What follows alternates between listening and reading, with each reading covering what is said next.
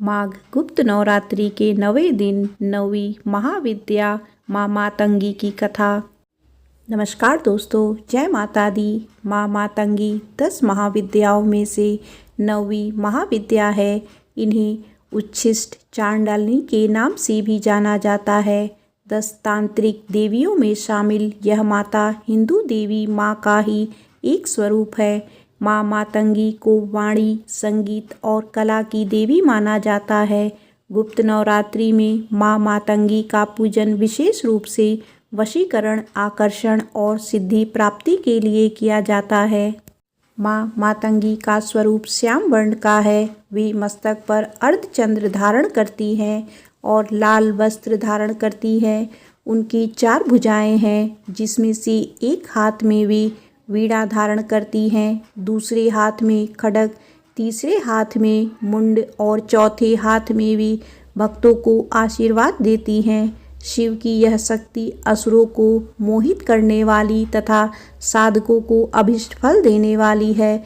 धार्मिक मान्यताओं के अनुसार मतंग शिव का नाम है। सांसारिक जीवन को श्रेष्ठ बनाने के लिए लोग मातंगी देवी की पूजा करते हैं।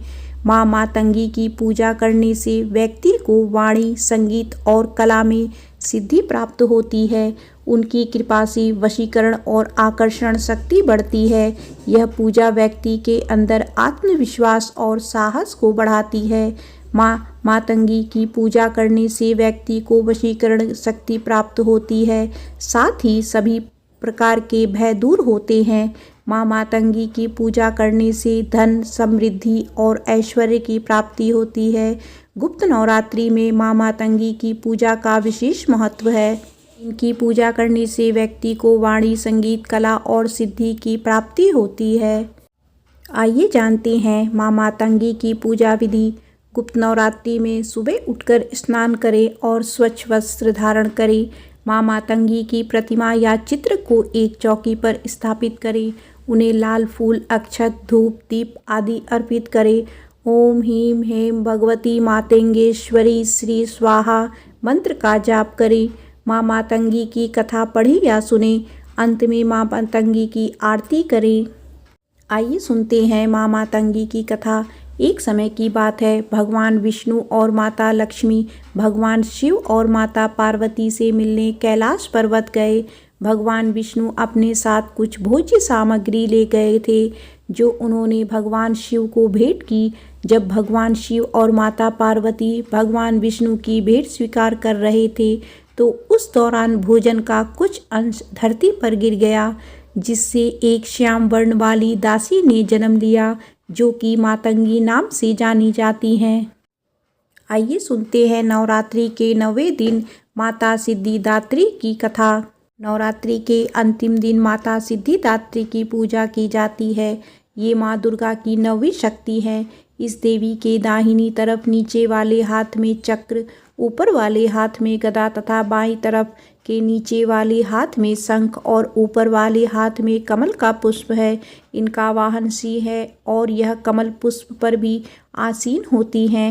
हिमाचल के नंदा पर्वत पर इनका प्रसिद्ध तीर्थ है। मार्कंडेय पुराण के अनुसार 8 प्रकार की सिद्धियां होती हैं: अणिमा, महिमा, गरिमा, लघिमा, प्राप्ति, प्राकाम्य, ईश्वित्व एवं वशित्व। माता के इस रूप की पूजा से इन सभी सिद्धियों की प्राप्ति होती है।